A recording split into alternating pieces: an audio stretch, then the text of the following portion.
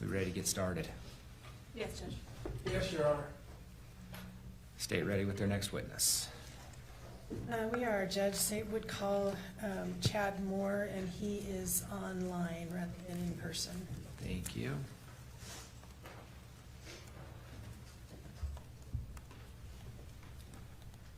Chad Moore, good morning. Can you get your video working? Let me see. We've got to be able to see you. And we appreciate you being here. There we go. Can you hear me okay, sir? Yes, sir, I can. Thank you. My clerk is now going to swear you in. Mr. Moore, please raise your right hand. You do solemnly swear the testimony you shall give in the case now before the court will be the truth, the whole truth, and nothing but the truth, so help you God. I do. Thank you. Thank you. And Judge, would you still like me at the podium, or I am okay here? Wherever you're comfortable. I'll stay seated then. Thank you very much. Good morning, sir. Would you tell us your name, please? My name is, excuse me, my name is Chad Moore, And just for the record, how do you spell your last name? M-O-O-R-E. What is your occupation? I am a forensic examiner in the chemistry unit at the FBI laboratory in Quantico, Virginia. Is that where you are appearing from today, Virginia? Yes, I am. Okay, thank you for being here. And what does I'm sorry, tell me the title again, forensic examiner? Yes, forensic examiner. What does a forensic examiner do? A forensic examiner at the FBI laboratory receives evidence submitted to the laboratory for examination. We examine that evidence in a way to determine chemical properties or chemical substances that may be present on those items.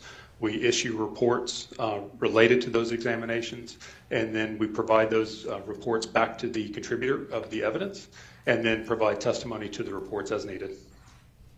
Are the pieces of or items that are submitted to you for testing purely from law enforcement, or do you receive items from other people or locations or agencies?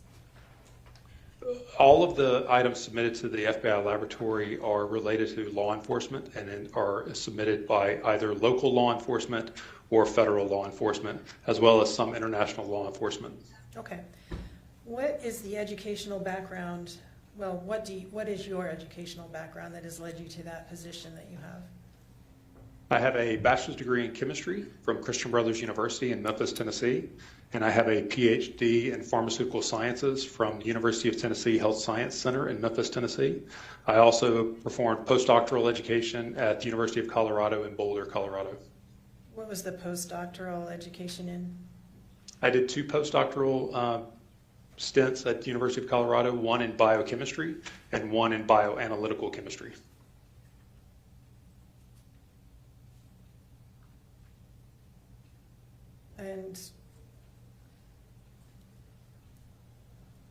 And tell us a little bit about your employment history after obtaining those degrees and educational background.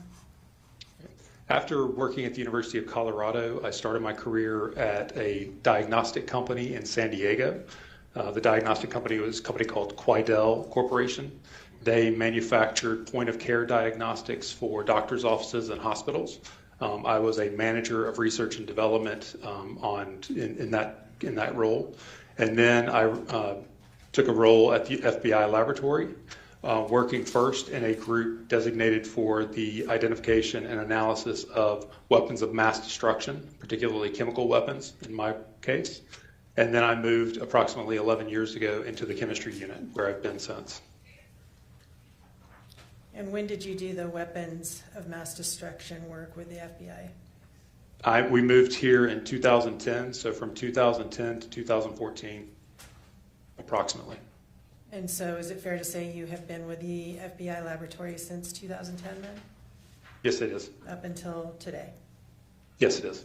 All right. Are there any certifications or professional licenses that are required for your position? There are no professional licenses required for my position. However, I did go through a training program with the chemistry unit to learn the technical procedures as well as to learn how to handle evidence store evidence, analyze the evidence according to the technical procedures, write reports, and learn how to provide testimony to those reports. And is that training program done by the FBI Yes, it is. in addition to all of your educational background? Yes, Is that correct. accurate? Okay, how long was that training program? It was approximately a year and a half. Do you have any ongoing educational requirements to maintain your position? Yes, the FBI requires that we perform a certain number of continuing education hours every year. We are required to perform up to, I believe, 16 continuing education hours per year in the unit. And have you maintained those consistently since your time with the FBI? Yes, I have. Are you considered a special agent or something else? No, I'm not law enforcement. All right, you're a civilian employee of the FBI, Yeah, supports employee is how we phrase it. support employee. And Correct. so what do people call you? Is it Mr. Moore, Dr. Moore, hey you Moore? I have a PhD, so I get both Mr. Moore and Dr. Moore, so whatever is most comfortable. All right. Can you tell us a little bit about your job duties in the position that you are currently in? So my job duties, as I mentioned before, entail receiving evidence submitted by contributors for the purpose of analyzing those items in a chemical method.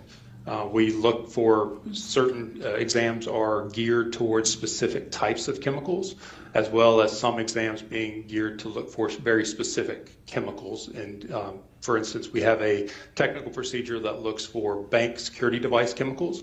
These are very specific chemicals that are found in bank die packets that can be found after a bank robbery. And so we can look for those specific chemicals, as well as chemicals such as pepper sprays. We can look for those specific chemicals involved in those.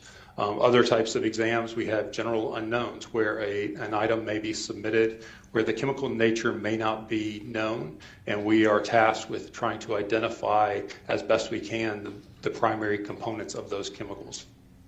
So to boil it down, I guess, would it be accurate to say that your job is to identify, chemically speaking, substances that are submitted to you for testing?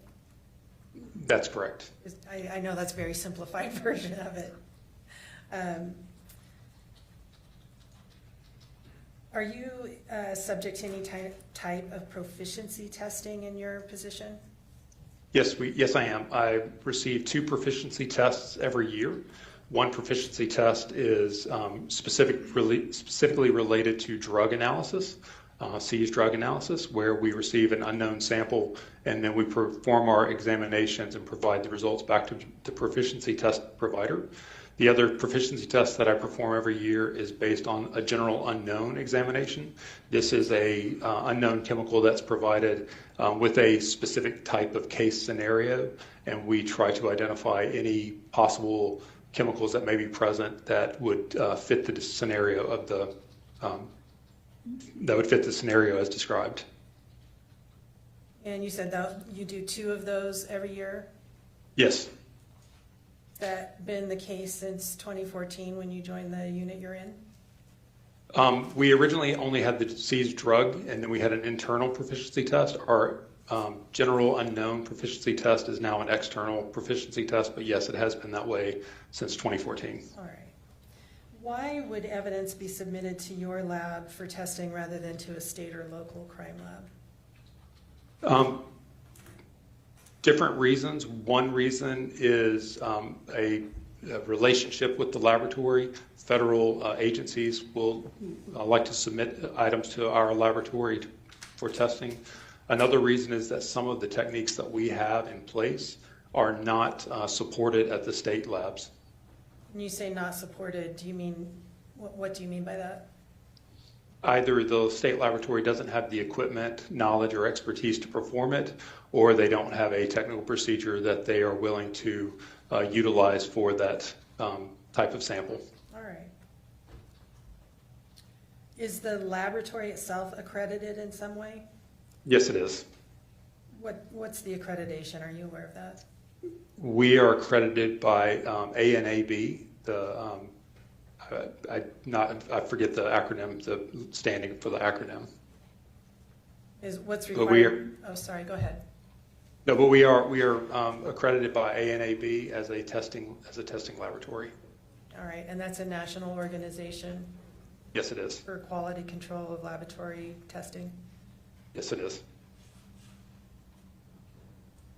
And is the work that you do reviewed? Yes, it is. All the work in the chemistry unit is reviewed both technically and administratively. So the work that I produce, the report that I write, is submitted to another examiner that is qualified to perform the same technique. That examiner then goes through my data and my report to ensure that the report is supported by the data that I'm providing. And then he provides any changes or feedback that needs to be performed on the case, including additional work if necessary. And then after that technical review, the data and the report are submitted for administrative review to ensure that the quality standards of the laboratory are met within the case packet. Is part of your role to also perform those types of reviews for other analysts? Yes, it is. If a law enforcement officer wants a FBI analysis of something, of a piece of evidence, how do they go about doing that? So submissions can come from law enforcement by writing a letter to the FBI laboratory requesting the examinations. The letters include a brief scenario of the case that's being investigated, as well as the items of evidence that are being submitted. The letter is then submitted on official letterhead or stationery. Otherwise, the local law enforcement can proceed through the FBI field offices, and the FBI field office can help submit the evidence into the laboratory. Once a request is made such as that, how is it determined where it will go or who will be doing the analysis? So evidence is received at the FBI laboratory by our evidence management unit. When the evidence is received, the evidence is inventoried, or it's given the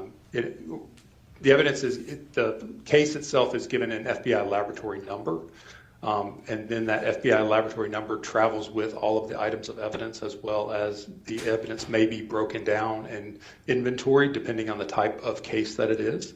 The evidence management unit, after reading the incoming communication and the request for examinations, determines what types of exams are most appropriate. They will often reach back to the contributor and ask if additional exams that weren't requested initially in the letter, if those exams were necessary or requested. And then after determining how many exams and what units the evidence should travel to, the evidence management unit creates an examination plan. That examination plan details which items of evidence should travel to which units and for what examinations. And at that point, is it then assigned to somebody such as yourself? So at that point, the evidence, when it's ready to come to the chemistry unit, it's placed into a drop-off locker, a locker that is accessible by all of the examiners within our unit. We then have a computer system that lets us know what cases are available. And as the cases are available, we are assigned as the examiner for those cases. We will then go to the drop-off locker, retrieve that evidence, and then we can store that evidence in a designated locker that we have access to only. All right. When you receive evidence for testing, do you also receive any background about the case, any police reports or anything else? We do sometimes receive police reports. We also sometimes receive toxicology reports. That helps us to determine the best approach of examining the evidence, and especially looking for specific types or specific chemicals. And did you receive items for testing in a case involving Meggan Sundwall? I did. When did you receive that? If I could just look at my notes, Your Honor. Would that help you refresh your recollection as to the date? Yes, that would. Go ahead and refresh your recollection and look up when you're done.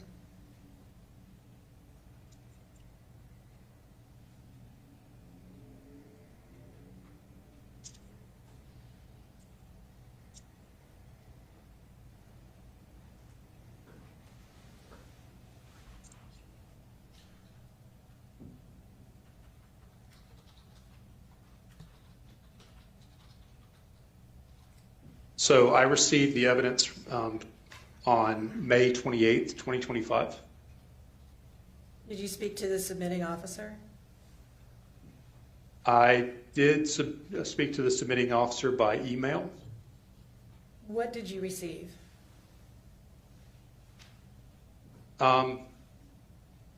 Originally, I received one container, and within that container, I received items of evidence that were a glass vial with a liquid, as well as 2 syringes.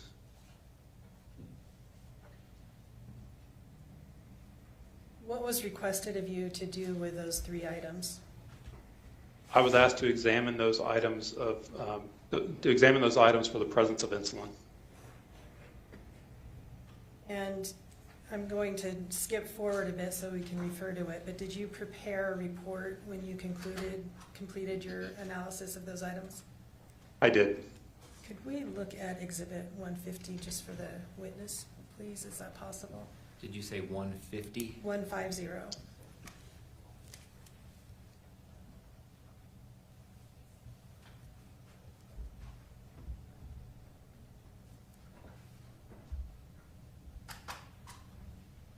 Okay, do you see that item before you? I do. Do you recognize that? I do. What is it? So this entire packet is a case packet that I prepared for discovery that includes all of my notes as well as a laboratory report, which you're showing me right now. This laboratory report was submitted to Detective Farney regarding my results of examination. Okay. And the date of the report was August 26, 2025? Yes, it was. That'd be roughly a month after you received the items for testing. I received the items in May. Sorry, that's a little brain blip of mine. So that would be for 3 months. Correct. All right. And you mentioned you received a vial and 2 syringes that you were to test for the presence of insulin. Correct. Can you tell us, now we are looking at, oh, I'm sorry, can I ask to admit Exhibit 150, please? Mr. Williams? The entirety? Can I see what the exhibit, Can we scroll down? entire case file? I thought it was just the report. Well, I mean, I'm not sure I care, I just wanna make sure what's gonna be admitted into evidence. There's 114 pages. Oh, I just wanted the report.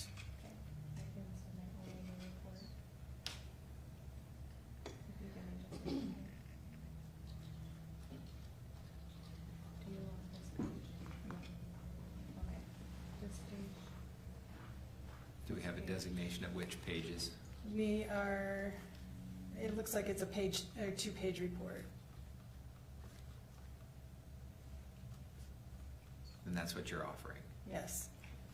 Mr. Williams? Just to make sure I've got it, Judge, maybe I can make the record of what I understand that to be. So, okay, I see 2 of 2 finished. No objection. Court received states Exhibit 150 with the specified pages.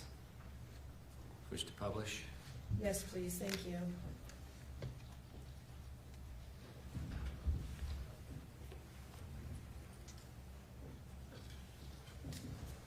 Is that up for the jury? Almost.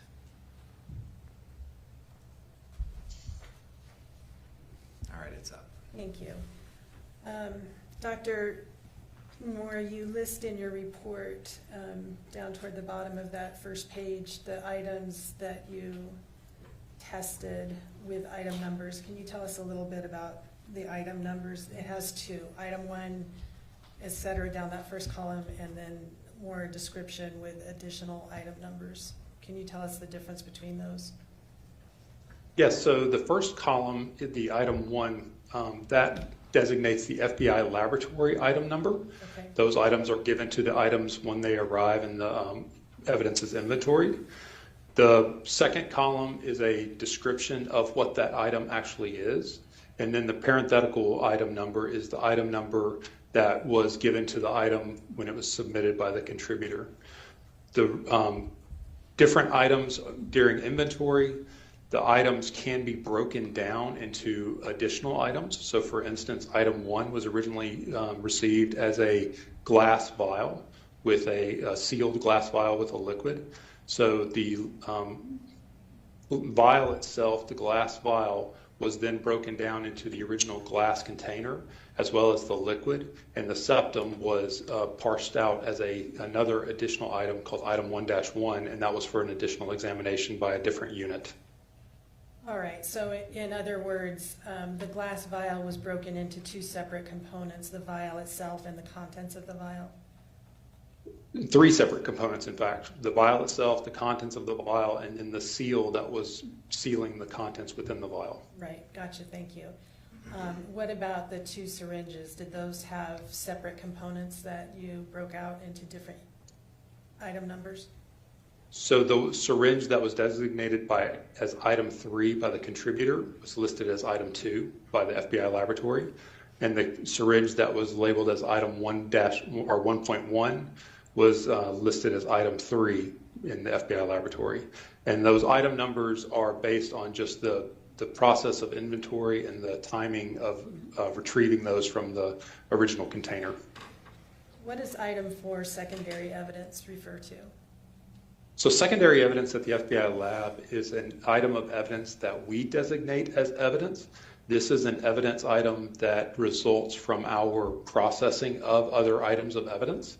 So we, after processing items of evidence, if we feel that our processing may have damaged or disrupted the evidence to an extent that it cannot be recreated in another lab, we submit our processed evidence as secondary evidence. So for me, item 4, this secondary evidence is evidence that I generated in the laboratory, and there are 2 vials. The 2 vials actually contain the rinsed liquids after I rinsed items 2 and item 3 in the laboratory. And items 2 and items 3 were the syringes, the 2 syringes, correct? Correct. All right, let's talk first about the vial. How did you begin your analysis of that item? So all of our analysis began by a visual examination, and in this particular case, it was no different.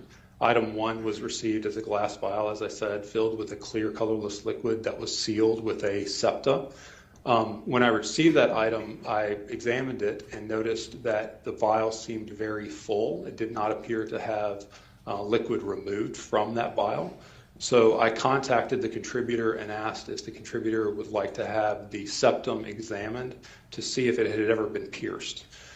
That examination would occur by a different unit, not by the chemistry unit. And after receiving her confirmation that she would like that examination performed, I reached out to our firearms and tool marks unit. The firearms and tool marks unit agreed to perform that examination on the septum that sealed the liquid within the vial.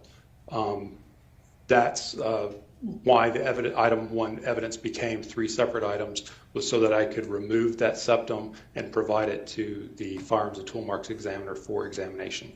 All right, so to make sure I have my timeline straight, you received the item, noted that it appeared to be full with the septum and the cap or lid still attached, and so you talked to law enforcement and then provided it to a different unit of the FBI labs for analysis of that cap or septum? Correct. All right. And you did that before you completed your analysis of the contents? Yes, I did. Okay. I wanted to ensure that my processing of the vial did not disturb the septum in any way that would prevent those further examinations. All right. And so you provided that piece of evidence to a different portion of the laboratory. Did you receive it back? We did receive it back for shipment, yes. Sorry, you received it back from the other unit in order to complete your analysis? After we decided that the examinations would be conducted by the firearms and tool marks unit, we worked together to open the vial in a way that the examiner from the firearms and tool marks unit could observe as I was opening it, showing to ensure that any damage that occurred, he was a witness to. And so when I was able to open the vial to retrieve the liquid, I gave him the septum for his examinations, and then I began my examinations on the liquid. Okay, so it wasn't moving physically back and forth. He came to the piece of evidence as you were removing it. When we did open it, yes. Okay. And who is that individual? That is Michael Van Arsdale. Okay. And you said he is with the tool marks and ballistics? Firearms and tool marks, yes. Firearms and tool marks. All right. So you removed the top, and then what did you do? So after I removed the top, the next thing I did was I removed the liquid from the glass vial. I placed it into a container that could hold up to 15 milliliters, and I took a estimation of the liquid that was present within the vial. And were you able to determine whether any was missing? It appeared that the vial contained approximately 9 milliliters of liquid, and the vial is supposed to contain 10 milliliters of liquid. So 1 milliliter was missing. Approximately, yes. All right. After measuring it, what did you do? After measuring it, I carried on with my examinations, which uses a technical procedure for the identification or for the analysis of insulin. That technical examination uses a instrument called liquid chromatography mass spectrometry. That technique is a way of separating components, liquid components, into their individual component parts, and then analyzing each of those individual component parts using an instrument called mass spectrometry. So in order to do that, what I have to do is take the liquid from the vial, and then I perform a dilution, because the concentration of the material within the vial itself is too high for the instrument. It would just overwhelm the instrument. And so I performed a dilution, approximately 1 to 50 dilution. So 1 microliter to 50 microliters would be the comparable dilution. And then I analyzed that liquid by liquid chromatography mass spectrometry. Is there a comparison component of this where you're comparing what you are seeing to a known sample? There is. So after analyzing the liquid to determine, well, in this particular case, the liquid was in a vial that was labeled. So we actually purchased a similar labeled vial, labeled as Insulin Novolog, which is a brand name insulin. And we purchased that one as a standard and analyzed it simultaneously with the liquid that was from the glass vial. What did you learn? So the Novolog that we purchased and the liquid from the glass vial were identical in terms of their response on the liquid chromatography mass spectrometry, and therefore I was able to say that the liquid contained in the item 1 vial was consistent with the liquid that we purchased from a pharmacy. All right. And so was that your conclusion with regard to the vial that you obtained? Yes, my conclusion for item 2 liquid was that it was consistent with containing the insulin Aspart, which is the generic name of the insulin in Novolog. All right. Did you then turn your attention to the 2 syringes? I analyzed the 2 syringes actually prior to analyzing the liquid in the vial, in the glass vial, simply because I didn't have to coordinate analyzing those syringes with any other units. So I was able to analyze the syringes prior to analyzing the liquid. All right. What was the request of you with regard to what you were to analyze for those syringes? I was asked to analyze the syringes to determine if insulin was present in either of the syringes. How did you go about doing that? So again, as I did with the glass vial, my first examinations begin with a visual examination, as well as a microscopic examination, where I place the syringe under a microscope to look for any residue that may be present within the barrel of the syringe. We utilize the microscope to look for droplets, liquid droplets that may be present, as well as remainders of salt or other preservatives that may be present in the liquid. When you did that in this particular case, did you notice any evidence of residue? I did not. All right, what did you do next? After observing the syringe, the next thing I do with a syringe is to remove the plunger from the rear of the syringe. That way we are not damaging anything that may be present on the needle in case additional DNA examinations or other types of examinations may be requested. So I remove the barrel from the syringe, and then I rinse the interior of the syringe with a solvent that can solubilize and extract insulin. You had mentioned earlier that that item 4 was the rinses that you had used for these 2 syringes. That is correct. All right, and that's what you just referred to as what you used to basically fill up those syringes and dislodge anything that might be remaining in there? Yes. Okay, and then what did you do with that? And then I examined the rinses from the 2 syringes using the same technique of liquid chromatography and mass spectrometry. What did you learn from your item number 2?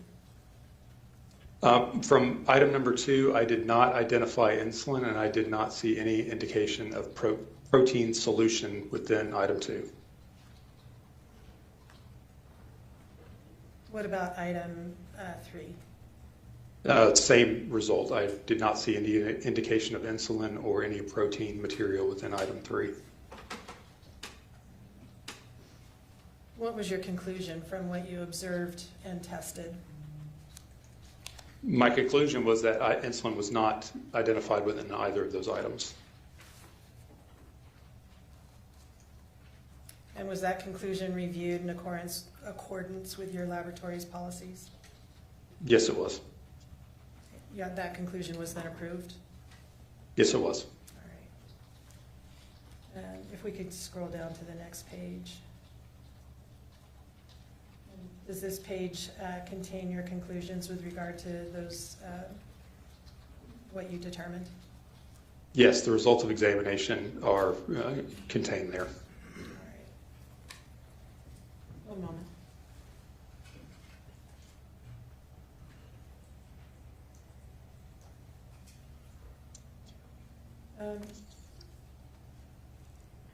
Dr. Moore, if there had ever been insulin inside that syringe, would you have expected to see some residue or remnant of it having been there? I would have expected to see that, yes.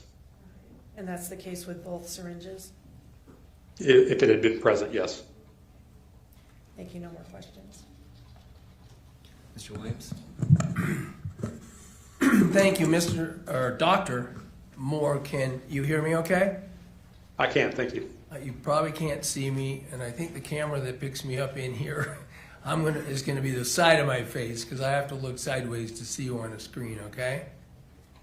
Okay. All right.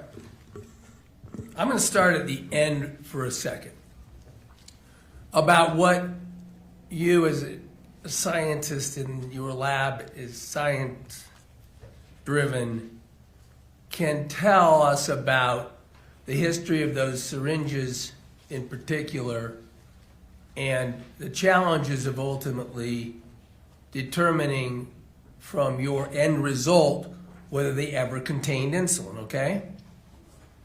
Okay. First of all, let's be clear that you only had 2. Did you know from the police reports that there were multiple syringes collected in the evidence of this case? I only know of the 2 that were submitted. There was just some discussion about sometimes you can communicate with law enforcement about the case, maybe even police reports and stuff like that, right? Yeah, I did not receive a police report in this particular case. I only received an incoming letter. You just received a letter saying, would you test this for insulin, right? Correct. All right. I want to talk then about, well, let's establish. You received this actually in the lab by mail, right? We did. UPS? Yeah, right, exactly. UPS, usually overnight delivery. Send it to you in a UPS mailing. I think mine says submitted on 5/2, but maybe that chain report, May 2nd, 2025, the nominal difference between May 28th, I guess, but it was submitted in May of 2025, right? It was submitted into the laboratory in May of 2025. Fair and enough. retrieved by me on May 28th. Okay. So you get it. Did you know when it was collected? I do not. Other than from the letter. I don't believe that the letter stated that. It didn't tell you that these syringes had been collected 9 months earlier, right? I'm not certain if it said when they were collected. I don't believe it said when they were collected. It didn't tell you the history of these syringes is how they were stored, right? No, it did not. It didn't tell you the history of the syringes about how they might have moved around to other laboratories or things that had been done with them in other laboratories, right? It did not. While we're on the subject, let me just publish to you. Can you publish from this table?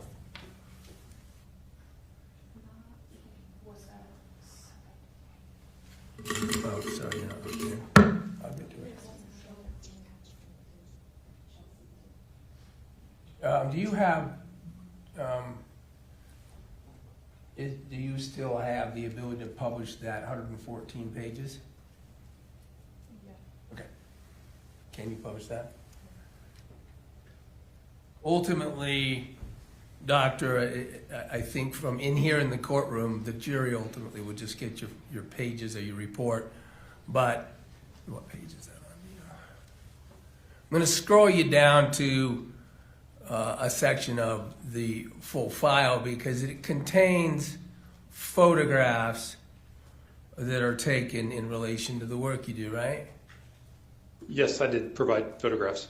What you do is when the evidence comes into you, you photograph it in the condition that it is received from the packaging, right? Often, yes. I'm going to... Page 11. Can you see... I'm showing you page 11 of your file. Can you see I that? can see that. That's Yes, I do. Sorry to interrupt you. These video sessions can be difficult to know, and I apologize right in advance if I end up interrupting you, okay? So what we're looking at here is one of the syringes you received. This is indicated as item 2, right? Yes, it is. This is how you received it. Yes, it is. Yes, it was. So it came to you with this plunger pulled out. Not all the way out, we can see the picture, but it came to you with this plunger pulled out to the end. In other words, the barrel of the syringe is completely exposed, right? The barrel is not exposed. It's still contained. Well, if it was pulled out, air had to go in there, right? True, air would be in there. I know that from trying to get laundry detergent out of something. You got to put air into the container to get it to look like that. So when you drew that out, the cap would have had to be off, right? No, the plunger, the cap is not a airtight seal. The air had to go in there. Let's put it that way. Air is in the barrel when it's not covered with liquid. Correct. And you, it sounds like, didn't know that when this item was collected as evidence on the scene, that plunger was completely pushed in, right? I had no knowledge of that. If that's the case, then certainly you can conclude without even expertise that it was handled and managed in some way that is between the time it was collected as evidence and sent to you, right? That, if you say so, yes. Well, if I got a picture of it being collected with the plunger all the way down and you receive it with the plunger all the way out, then you know you're not receiving the evidence as it was collected, right? Correct. Someone did something to it. Actually, let's move on. You don't know that. Let me get to some points that relate to why I'm asking you these questions. In your field, and particularly with regard to testing for insulin, chemistry-wise, some challenges are that insulin molecules and insulin molecules can break down, right? Insulin can break down. It can degrade. Agreed? Insulin does degrade, yes. And by degrade, I mean insulin that once existed somewhere might not be detectable by you, even though it did exist somewhere, because ultimately the conditions that the insulin was, the conditions of what you tested may have affected the degradation of the insulin. That was terrible, but do you know what I mean? Insulin does degrade based on the conditions of storage as well as a number of other factors, heat, light, etc. Great. I'm going to go over some of those. I know you anticipate it. We had a chance to talk about a month ago, right? I guess 3 weeks. Correct. So the things that can affect, what I'm getting to is degradation, meaning the conclusion that there was not any insulin in there being something that can be generalized or concluded with regard to when insulin ever was there. In the syringe, let's just keep the picture up here. Now again, you don't know anything about the storage, the movement, the activity of this syringe before you receive it. We already established that. But let's talk about the things that could have affected this syringe in terms of breaking down and degrading insulin that was there to the point that you didn't detect it in your lab, okay? Okay. You indicated temperature, right? Correct. Temperature is important in terms of the storage of what you're testing 9 months later, because heat, for instance, speeds up chemical reactions. Correct. In general.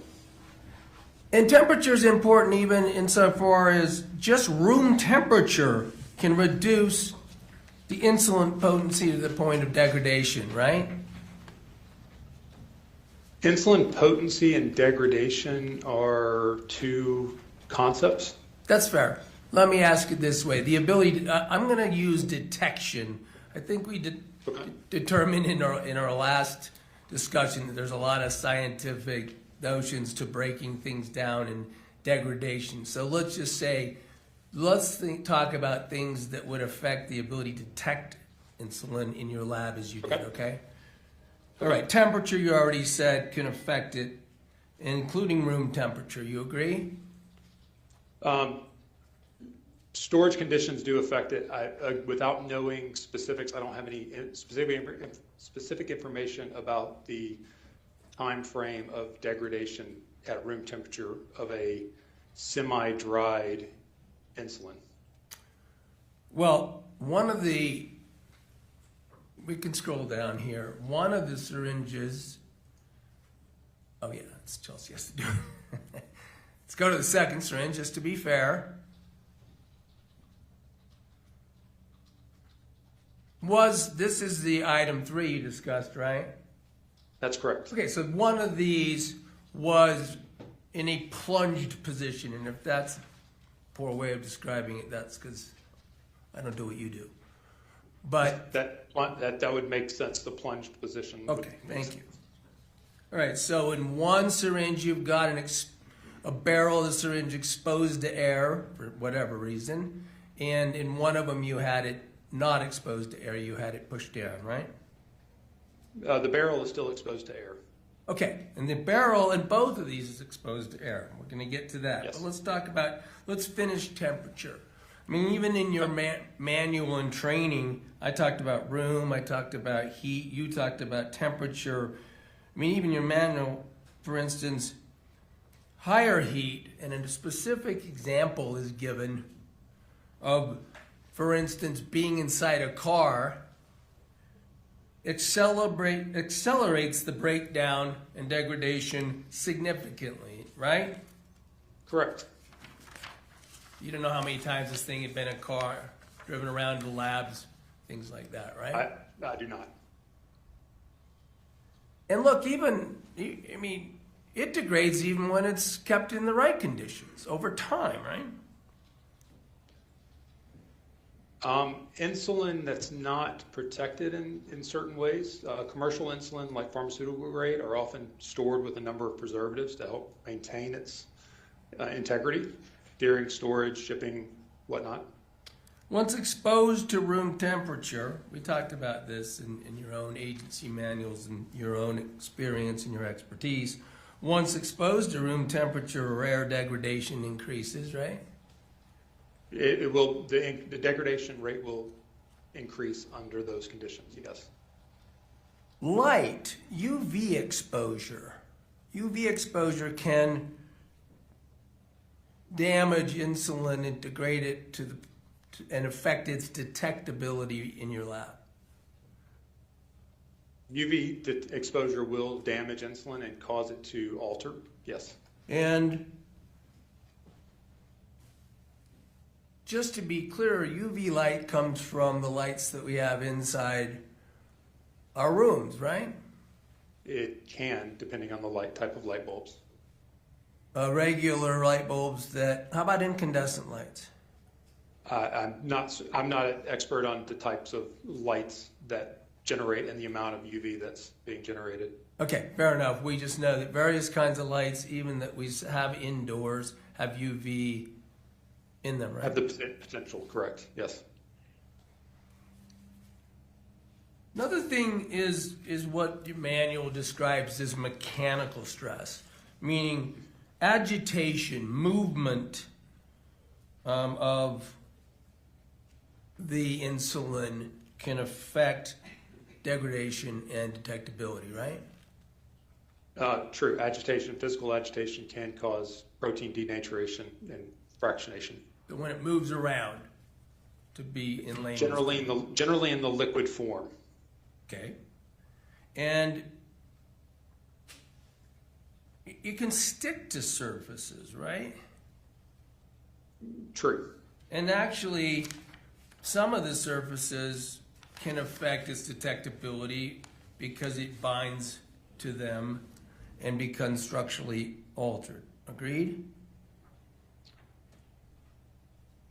I think when it sticks to surfaces, it's more of a loss of material, not a structural alteration. But when it sticks, there are some surfaces where it can stick irreversibly. It can irreversibly bind and not be rinsed away. So even if it's still there, you're not going to find it because it doesn't get into your rinse. If it's on those surfaces, correct. One of them in particular is plastic. Certain plastics, yes.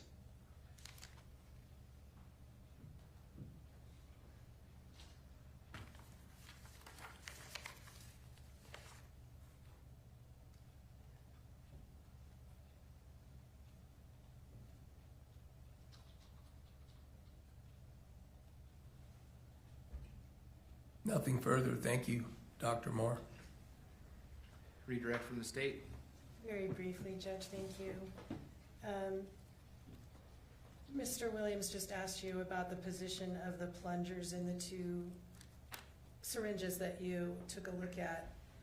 You don't know one way or the other whether those were extended or depressed by other crime lab analysts, I should say, before you received those items, correct? Correct. All right, it could have been them, it could have been anybody, you just don't know. I had no knowledge of what happened to those syringes prior to arriving at the lab. All right, and Mr. Williams just asked you about types of plastic that affect the quality, I guess, of the remnant, and you said some plastics. What about syringe plastic?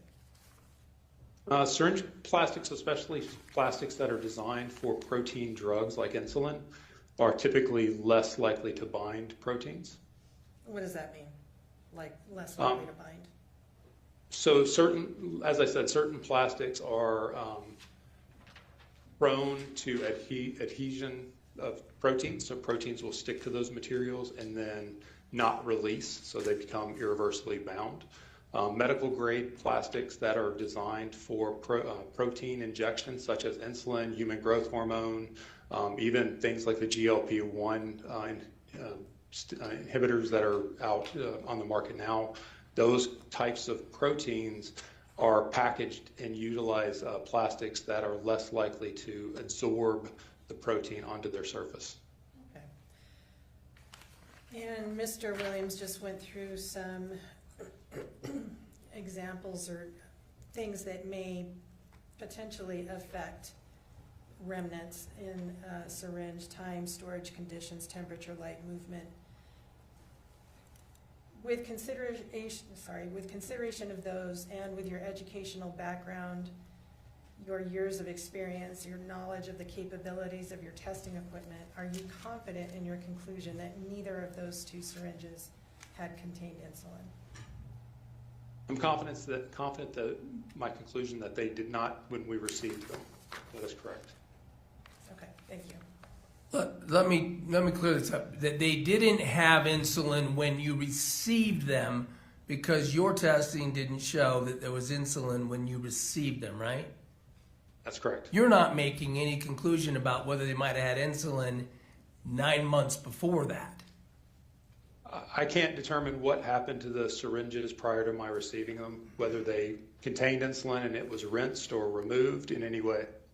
So in terms of, again, when you received them, we talked about all the degradation, but